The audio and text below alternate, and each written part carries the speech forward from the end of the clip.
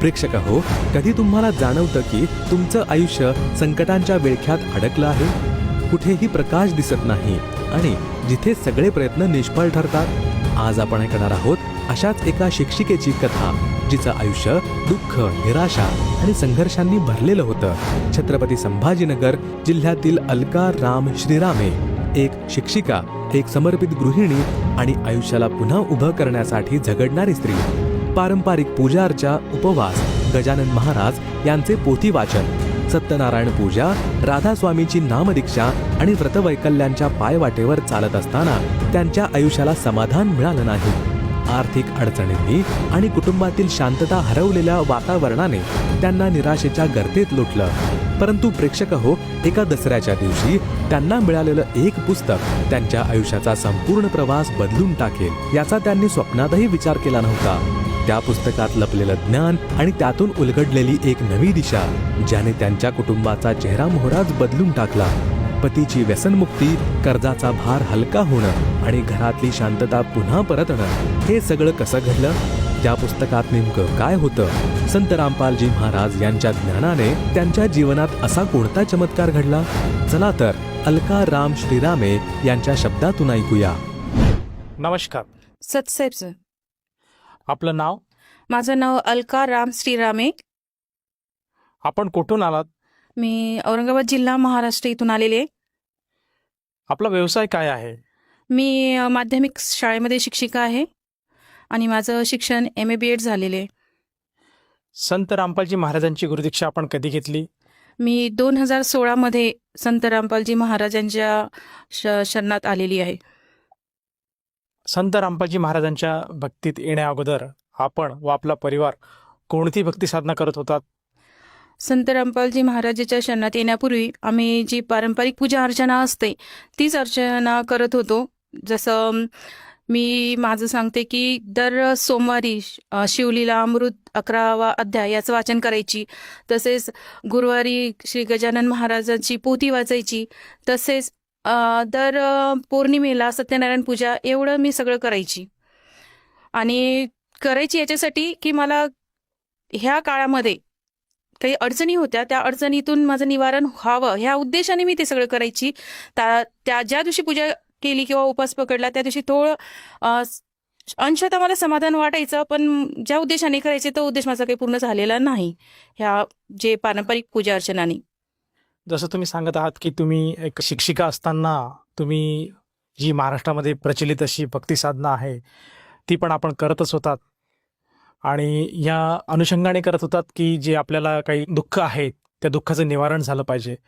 परंतु ती भक्ती साधना करत होतात, त्या भक्तीतनं तुम्हाला दुःखाचं निवारण झालं नाही. तर संत रामपालजी महाराजांची भक्ती करावी अशी प्रेरणा तुम्हाला कशी झाली?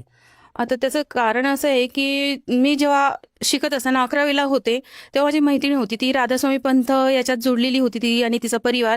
तर मी त्यांच्या घरी जाणे न करायची आणि त्यामुळे मला कबीर सागर, अनुराग सागर हे एक कबीर परमेश्वरचं पुस्तक माझ्या वाचण्यात आलं. मला वाचण्याची फार आवड होती त्या काळापासूनच. ते वाचण्यात आलं तर त्या पुस्तकाच्या प्रथम पानावरच देवी देवतांबद्दलची काही माहिती लिहिलेली होती. ती मला वाचून जरा वेगळं वाटलं. अरे, आपण ज्या देवी देवतांना इतकं पूजा अर्चा करतो, आपण त्यांना आदर्श मानतो, त्या देवी देवतांबद्दल असं का बरं लिहिलं असावं? ते थोडं म्हणजे वेगळंच होतं. माझ्या वाचनात यापूर्वी किंवा ऐकण्यात पण कधीच आलेलं नव्हतं की देवी देवतांनी अशा पद्धतीचे कार्य केलेले आहेत जे चुकीचे. आपण इतर कोणी सामान्य माणसांनी केलं तर असं कसं काही पाप करतात असं विचार करतो, पण ते देवी देवतांनी जर असं केलेलं असेल तर आपण का त्यांची पूजा करावी हा विचार माझा त्या काळापासून, म्हणजे जेव्हा मी 11वीला होती तेव्हाच माझ्या मनात हे सगळं आलं. मला थोडं वेगळं वाटलं आणि माझी जरा जी श्रद्धा होती ती तशी तुटतच गेली. पण जसं आई म्हणायची की नाही तू हे कर ते कर, जर सोमवारचा व्रत कर, कसं असतं आपल्याकडे करायला पाहिजे मुलींनी, मग चांगलं नवरा मिळतो किंवा अशा पद्धतीचं ते बोलणं होतं तिचं. मला ते पटतच नव्हतं, तरी पण मी करायची, पण वरून करायची. असं मनापासून माझी कधीच अशी उपवास मी मनापासून केलेला नाही. करायला जर लावला मला बळजबरी तर मी काय करायची, चोरून काहीतरी खाऊन घ्यायची, असं होत होतं. तर तेव्हाच माझ्या मनात ते राधास्वामी पंथाशी मी जोडले. मी पण राधास्वामी पंथांचे गुरु केहरसिंगजी महाराज यांच्याकडून नामदीक्षा घेतली. त्यांची भक्ती होती. ज्योत निरंजन, ओंकार, आरंकार, सोहम, सतनाम हा जो मंत्रजाप दिला होता ते मी करायची. जवळजवळ 15 वर्ष मी ते केलं. आणि जेव्हा माझं लग्न झालं, मी तेव्हा नागपूरला होते. लग्न झाल्यानंतर मी चंद्रपूरला आले आणि चंद्रपूरला आल्यानंतर माझं हे सत्संगशी संपर्क पुन्हा तुटला. असं काहीच माध्यम नव्हतं मला सत्संग ऐकायसाठी, फक्त पुस्तक तेवढे होते. तर जेव्हा मी औरंगाबादला आल्यानंतर माझ्या मनात मला एक हे होतं, समाधान होतं की मी गुरु केलेले आहे. कबीर परमेश्वराजीचं ज्ञान माझ्यात तेव्हापासूनच आलेलं होतं. मला फार आवडायचं, ते खूपच मला अट्रॅक्ट केलेलं होतं त्या ज्ञानाने. मला असं वाटायचं की नाही, मी काहीतरी केलेलं आहे, मी मिळवलेलं आहे. पण जेव्हा बघितलं की माझे मिस्टर ते यांच्याशी अगदी अनभिज्ञ होते, त्यांना देवी देवतांचं एवढं काही वेळ नव्हतं, पण असलं काहीच करत नव्हते. मेन म्हणजे त्यांना ड्रिंक्स, ते नशा करायचे, दारू वगैरे घ्यायचे, परत तंबाखू वगैरे घ्यायचे, आणखी काय काय बरेच होतं त्यांना. पण मला ह्या 2 गोष्टी माहीत होत्या की हे त्यांचं होतं.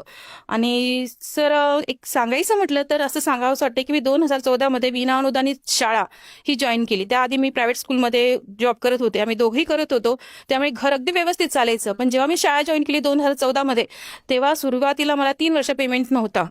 मी अगदी चांगल्यातून चिखलात रुतल्यासारखं मला फिलिंग यायची की मी असं काय कृत्य केलं. पण जेव्हा मला एक पॉझिटिव्हनेस म्हणजे नेहमी राहायचं की नाही, मी गुरु केलेलं आहे ना, माझं कधीच वाईट होणार नाही. पण घरातलं वातावरण बिघडत चाललं होतं, कारण की अर्निंग सोर्स आमच्याकडे काहीच नव्हता. माझे मिस्टर पण थोडं डिप्रेशनमध्ये येऊ ते घरीच राहिले. 2 वर्ष त्यांनी जॉब केला नाही. 3 वर्ष तर शाळा जॉईन केल्यानंतर मला पेमेंट नव्हताच. मग घरच्या ज्या गोष्टी होत्या, जसं घर भाडं देणं, खाणं पिणं, मुलांचं एज्युकेशन, ह्या गोष्टीत मला कर्ज वगैरे बरंचसं घ्यावं लागलं. आणि डिप्रेशन घरात इतकं वाढलं की आमच्या घरात शांतता भंगत झाली. सारखं लहान लहान गोष्टीवरून वाद व्हायला लागलेत. मी अक्षरशः पूर्ण निराश होऊन गेलेले होते किंवा हेल्प असं मदतीचा हात मला कुणाचा दिसत नव्हता. जरी मी गुरु केलेला होता राधास्वामी पंथमधला, तरी मला त्याचा काही फायदा इतका व्हावा तसा होत नव्हता. तर अचानक दसऱ्याच्याच दिवशी आम्ही देवीच्या दर्शनाला गेलो आणि तिथे पुस्तक सेवा चालू होती. संत रामपालजी महाराजांची ज्ञानगंगा ह्या पुस्तकांचं हे होतं, पॉम्पलेट होतं. ते माझ्या मुलांच्या हातात पडलं. आम्ही दर्शनाला गेलो होतो त्या मंदिरात, तिथे ते आम्ही घरी आणलं आणि घरी आणल्यानंतर सहज ठेवलं ते. तर दुसऱ्या दिवशी मी वाचलं ते. तर त्या कबीर महाराजीचं सगळं ज्ञान होतं, म्हणजे पॉईंट होते त्या पुस्तकाच्या, त्या पॉम्पलेटवर ज्ञानगंगा या पुस्तकाची माहिती होती. तर मला इतकं असं वाटलं की 15 वर्षापासून मी जे माझा संपर्क तुटलेला होता ना, ते मला मिळालेलं आहे. मला एकदम अंगात असं उत्साह आला माझ्या अंगात की नाही, हे पुस्तक आपण ताबडतोब मागवायचं. कधी मी मागवेल, कधी वाचेल असं होऊन गेलं. मी ते फोनच्या माध्यमाद्वारे मागितलं आणि योगायोग असा की ते पुस्तक माझ्या मिस्टरांच्या हातात पडलं. मी शाळेत गेलेली असताना त्यांना मिळालं ते पुस्तक. ते घरीच होते त्या काळात, काही जॉबला पण जात नव्हते. तर त्यांनी घरी असल्यामुळे दिवसभर अगदी रात्रभर ते पुस्तक वाचून काढलं त्यांनी ते. तर पुस्तकाच्या मागे ना नंबर दिलेला होता. मी त्यांना फोन केला, म्हटलं भाऊ मला ना ह्या आश्रमात जायचंय, कशा पद्धतीने जाताय तुम्ही सांगता का? ते म्हणाले ताई तुम्ही असं करा, तुम्ही एक तर आमच्याकडे या किंवा मी तुमच्याकडे येतो, तुम्हाला त्याला समजून सांगतो. म्हटलं ठीक आहे. आम्ही त्यांच्याकडे गेलो तेव्हा त्यांनी सांगितलं हे असं असं ज्ञान आहे. आपण जे पारंपरिक भक्ती करतो ना, देवी देवता वगैरे पूजतो, याच्या पलीकडची ही भक्ती आहे आणि त्या भक्तीने आपल्याला काही फायदा होणार नाही, पण ह्या भक्तीने नक्कीच होईल. घरातल्या अडचणी इतक्या होता ते बघून म्हटलं ठीक आहे, करूनच घेते. आम्ही नगरला गेलो आणि तिथे आम्ही संत रामपालजी महाराजांची गुरुदीक्षा घेतली दोघांनी. जसं तुम्ही सांगत आहात की तुम्ही संत रामपालजी महाराजांकडनं पती आणि पत्नी दोघींनी मिळून संत रामपालजी महाराजांची गुरुदीक्षा घेतली, तर या गुरुदीक्षा घेतल्यानंतर जे आपले क्लेश होते, जे कलह होते, ते मिटलेत का? आणि या भक्ती साधनेतनं आपल्याला काय काय लाभ प्राप्त झालेत? सर, आम्ही 2016 मध्ये जसं संत रामपालजी महाराजीच्या शरणात आलेलो होतो, त्याच्यानंतर माझा एकच उद्देश होता त्या काळामध्ये भक्ती करण्याचा की ह्यांची जी व्यसन आहे ते पूर्णतः मुक्त व्हावं. कारण की घरात जो व्यक्ती व्यसन जर करत नसेल तर आपोआपच त्या घरात चांगलं होणार आहे. आणि व्यसन करत असेल तर अगदी लहानाची गोष्ट मोठी होण्यात काहीच वेळ लागत नाही. माझा मेन उद्देशच तो होता की यांचं जे काही दारू वगैरे, तंबाखू वगैरे ते सुटायला पाहिजे. बाकी असं मोठं मोटिवेशन नव्हतं. आणि त्यासाठी संत रामपालजी महाराजांनी एक आम्हाला अनुभव असा दाखवला की त्या काळात त्यांना पोटात एक गाठ झाली. गाठ झाली तर थोडा ताप वगैरे यायला लागला. त्यांनी मनावर नाही घेतलं, होतच राहतं असं, थंडी वगैरे यांनी आलं असेल. पण जेव्हा ती मोठी झाली तर आम्ही औरंगाबाद हेडगेवार हॉस्पिटल आहे तिथे गेलो. त्यांनी ऑपरेशन सांगितलं. ऑपरेशनचा खर्च जवळजवळ 70-75 हजार सांगितलं. त्यावेळेला आम्ही काही देऊ शकत नव्हतोच ते. मी म्हटलं यांना घाबरू नका, आपण घाटीमध्ये जाऊ, औरंगाबादमध्ये जे मोठं हॉस्पिटल आहे तिथे जाऊ. तिथे गेलो, तिथे ट्रीटमेंट घेतली आणि ट्रीटमेंट घेताना नामदीक्षा तर घेतलेलीच होती. कोणी मी भक्त एक दुसरे जे आहे ह्या भक्तीतले भाऊ, त्यांना म्हटलं असं असं आहे, काय करावं. ते म्हणे तुम्ही एकदा दिल्लीला आश्रमात जाऊन या. तर मी म्हटलं ठीक आहे. आम्ही तिथे गेलो. त्या वेळात माझ्या घरचे आहेत त्यांना अर्धी चपाती पण खाऊ शकत नव्हते. ते इतका ताप वगैरे इतकं आजारी होते ते, आणि तब्येत पण इतकी वीक झाली होती की त्यांचं मला वाटत नव्हतं की जास्त दिवस ते जगू शकतील म्हणून, इतकं झालेलं होतं.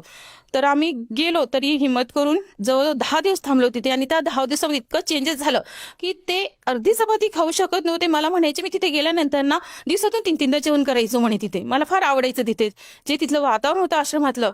ते मला इतकं म्हणजे त्यांनी ते 8-10 दिवसात चेंजेस पूर्णपणे फरकच पडला. तिथनं जेव्हा मी रिटर्न आलो तेव्हा ते कंटिन्यू रेग्युलरपणे जायला लागले कंपनीत वगैरे. आणि आज आमच्या घरची परिस्थिती अशी आहे की आम्ही सोबत एक वेळेला तरी आमच्या सोबत जेवण होते, सगळं दोघं मुलं आणि आम्ही दोघं. घरातली जी वातावरण एकदम शांत झालेल्या. शेजारचे लोक विचारतात बरं का, आधी तर तुमचे फार भांडणं व्हायचे, आता खूप शांतता आहे. मी त्यांना असं म्हणते, संत रामपालजी महाराज आहे, त्यांचा आशीर्वाद आहे, त्याच्यामुळे झालं. तुम्ही सगळं स्वतःच्या डोळ्यांनी बघितलंय ना, काय परिस्थिती होती आणि आता कसं आहे. ते म्हणतात हो. अशा पद्धतीने आम्हाला त्यांचा लाभ झाला. आणखी दुसरा लाभ असं म्हणायचे, जेव्हा मी 2014ला विनाअनुदानित स्कूल जॉईन केलेली होती तेव्हा पगार नव्हताच आणि डिप्रेशनमध्येच जात होतो. जे कोणी लोक ह्या फील्डमध्ये, एज्युकेशन फील्डमध्ये, त्यांना माहिती आहे की ह्या फील्डमध्ये किती राजकारण आहे. फार चुकीचं आहे, फार म्हणजे फार चुकीचं आहे. आल्यानंतर कळतं की आपण चुकीच्या व्यवसायात उतरलो. आज अशी परिस्थिती झाली आहे शिक्षणाची. तर मलाही असं वाटायचं, पण मी गुरुजींना नेहमी म्हणायची, गुरुजी काहीतरी दया करा, मी काही चुकीचं तर केलेलं नाही आहे. आणि नेमकं 2016ला ज्या वर्षी मी नामदान जे घेतलं त्याच वर्षी शाळेला ग्रँट आली, 20% ग्रँट आली आणि आमचा पगार चालू झाला. आज आमची जी मानसिकता होती ती पूर्णपणे क्लिअर झालेली आहे आणि आज सुखी समाधानी आम्ही जीवन जगत आहोत. ताई, जसं तुम्ही सांगत आहात की संत रामपालजी महाराजांनी जी तुम्हाला सद्भक्ती दिली, त्या सद्भक्तीमुळे आपल्याला व आपल्या परिवाराला नाना तऱ्हेचे लाभ प्राप्त झाले. आपल्या शाळेला अनुदान प्राप्त झालं. आपली जी सॅलरी होत नव्हती ती सॅलरी सुरळीत व्हायला लागली. तसेच आपले पती हे घरीच राहत होते, ते परत एकदा नोकरीसाठी जॉईन झाले आणि ते नोकरी करायला लागले आणि आज आपण सर्व कुटुंब सुखी समाधी राहत आहात. तर या अनुषंगाने आपण भक्त समाजाला काय संदेश द्याल? मी भक्त समाजाला प्रार्थना करेल आणि समाजातल्या अशा घटकाला प्रार्थना करेल की जे नैराश्य होऊन गेले, नैराश्यात आलेले, त्यांना असं वाटतं की नाही आता आपलं संपलंच, काहीच नाही, आपल्याला कुठूनच काही मदत मिळू शकत नाही किंवा आपलं काही चांगलंच होऊ शकत नाही. तर अशांना मी प्रार्थना करेल, तुम्ही जर सगळं करून कंटाळले असेल तर फक्त हा एक शेवटचा पर्याय म्हणून ह्या भक्ती करायला काही हरकत नाही. तुम्ही फक्त कुठली गोष्ट करताना आपण ती पारखून घ्यायला पाहिजे आणि नंतर त्याचा विश्वास ठेवायला पाहिजे. तर तुम्ही फक्त 4 महिने ही भक्ती करून बघा आणि 4 महिन्यानंतर तुमच्यात पॉझिटिव्ह तुम्हाला परिणाम दिसले तर तुम्ही पूर्णतः आयुष्यभर ही भक्ती करा. परमेश्वर याच्यात इतकी शक्ती आहे की तुमचं आयुष्य जरी कमी लिहिलेलं असेल तर ते वाढवून देऊ शकतं आणि भक्ती करायला लावू शकतं. आज मी माझे एक 12 वर्षाचा मुलगा आहे आणि एक 18 वर्षाचा मुलगा आहे. आज मला असं वाटतं की मी त्यांना सुद्धा ह्या भक्तीत आणलेलं आहे. आमच्यामुळे ते आलेले आहेत. गुरुजींनी त्यांना पण आपल्या आश्रयात घेतलेलं आहे. तर ही संपत्ती, खरी संपत्ती त्यांना मिळाली. इन फ्युचर, पुढच्या आयुष्यात ते कधीच कुठल्याच व्यसनाच्या आहारी जाणार नाही, हे मी अगदी लिहून देऊ शकते. जसं तुम्ही सांगत आहात की संत रामपालजी महाराजांकडनं भक्ती साधना घेतल्यानंतर साधकाला बरेचसे लाभ प्राप्त होतात. तर ह्या अनुषंगाने जर कोणा साधकाला संत रामपालजी महाराजांची गुरुदीक्षा घ्यावायची असेल तर तो साधक गुरुदीक्षा कशी घेऊ शकेल? सर, सत्संग प्रवचन बऱ्याचशा चॅनलवर चालू असतात आजकाल. त्या चॅनलवर सत्संग चालू असताना काही नंबर्स आहे, फोन नंबर, ते फ्लॅश होत राहतात. त्या नंबरद्वारे तुम्हाला घरपोच पुस्तक सेवा पण होऊ शकते आणि तुम्हाला नामदान घ्यायचं असेल तर ते तुम्हाला कुठे नामदान सेंटर आहे, तुमच्या राहत्या घरापासून जवळ कुठे आहे याची माहिती अगदी ताबडतोब तुमच्यापर्यंत पोहोचवू शकते. त्याद्वारे तुम्ही तिथपर्यंत पोहोचू शकता. धन्यवाद. सत्साहेब.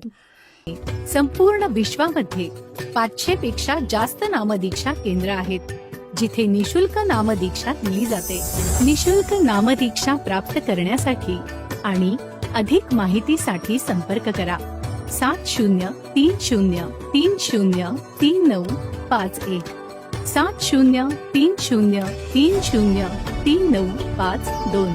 अद्वितीय आध्यात्मिक ज्ञान वाचण्यासाठी पाहण्यासाठी आणि ऐकण्यासाठी संत रामपालजी महाराज ॲप अवश्य डाउनलोड करा किंवा आमची वेबसाईट www.jagatgururampalji.org वर विजिट करा.